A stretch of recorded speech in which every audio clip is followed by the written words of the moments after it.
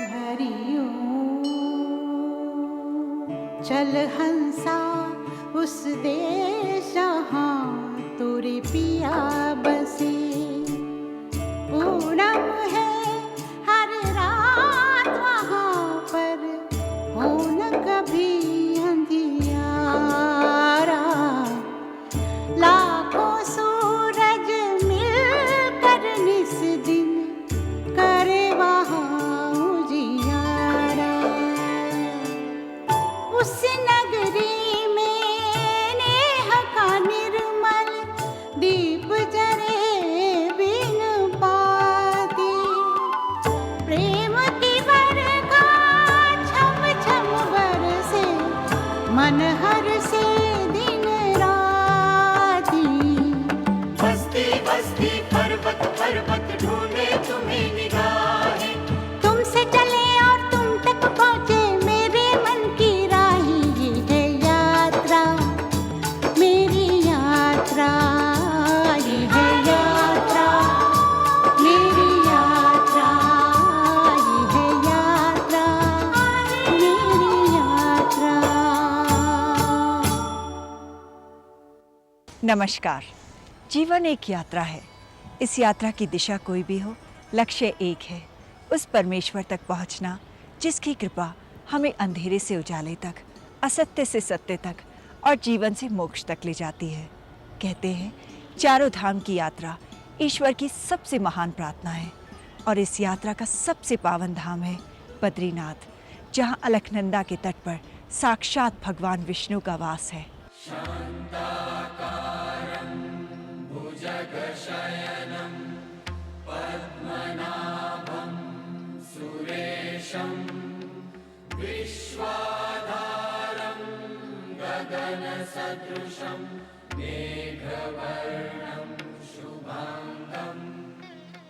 ईश्वर सर्वव्यापी है।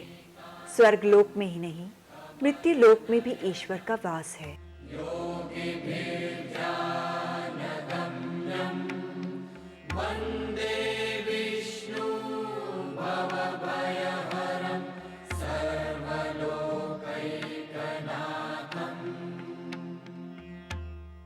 हिमालय वो देवालय है जिसे प्रकृति ने अपने हाथों से उस मंदिर का स्वरूप दिया है जहां आठों पहर ईश्वर की आराधना होती है।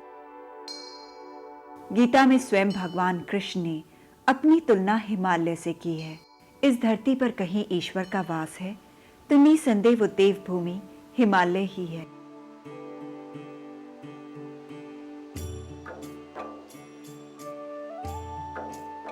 पर्वतराज हिमालय को जहां देवताओं का निवास होने की गरिमा प्राप्त है, वहीं पार्वती जैसी पुत्री का पिता होना भी उनके गौरव का प्रतीक है। कहते हैं अलकनंदा के इस तट पर कभी भगवान शंकर और माता पार्वती का वास था। एक दिन शंकर भगवान और पार्वती माता भ्रमण के लिए जा रहे थे तो यहीं इसी शिला पर उन्हें एक बालक रोता हुआ मिला। माता पार्वती ने बहुत स्नेह के साथ उसे अपनी गोदी में उठा लिया और ले जाकर अपनी गुफा में बैठा दिया। शंकर भगवान और माता पार्वती स्नान को चले गए। जब वे लौट के आए तो गुफा के भीतर से आवाज आई, मैं नारायण हूँ और मेरे मन को ये स्थान भा गया है। भोलेनाथ, आप और माता पार्वती अगर आज्ञा दें तो मैं यही वास करना चाहता हूँ। और तभी से ये स्थान भगवान नारायण का धाम बन गया। कायेन वाचा मनसेन्द्रियैर्वा बुद्ध्यात्मना वा प्रकृते स्वभावात् करोमि यद्यत् सकलं परस्मै नारायणायेति समर्पयामि। अलकनंदा के तट पर ये शिला साक्षी है उस महान क्षण की जब भगवान विष्णु ने पहली बार भोलेनाथ और माता पार्वती को शिशु रूप में दर्शन दिए थे।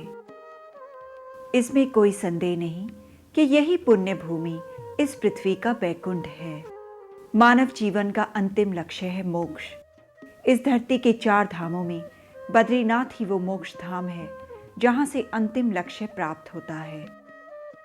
ऐसी पावन देवभूमि की खोज के लिए ये संसार जगत गुरु आदि शंकराचार्य का ऋणी है।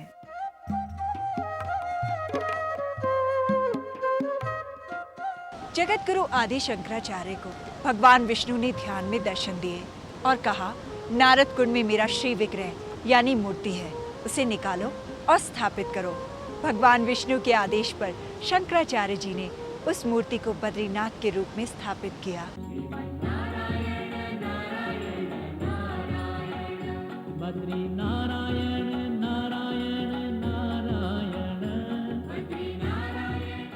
नारायण के परम भक्त देव ऋषि नारद ने इस कुंड में तपस्या की थी और भगवान विष्णु की कृपा से यही उन्हें मोक्ष प्राप्त हुआ था। युग बदला, मान्यताएं बदली, लेकिन बद्रीनाथ के दर्शन से मोक्ष मिल जाने का विश्वास आज भी वही है। बद्रीनाथ मंदिर इस विश्वास का जीता जागता प्रमाण है। भगवान बद्री विशाल की महिमा कहने से अधिक जीने और जानने के लिए है।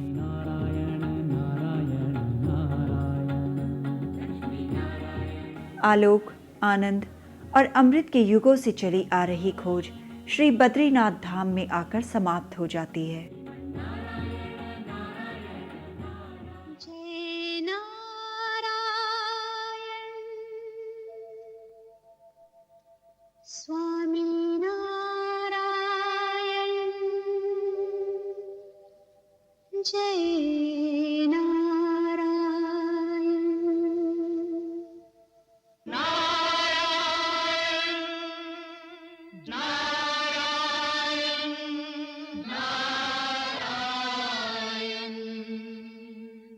जय नारायण स्वामी नारायण, जय नारायण।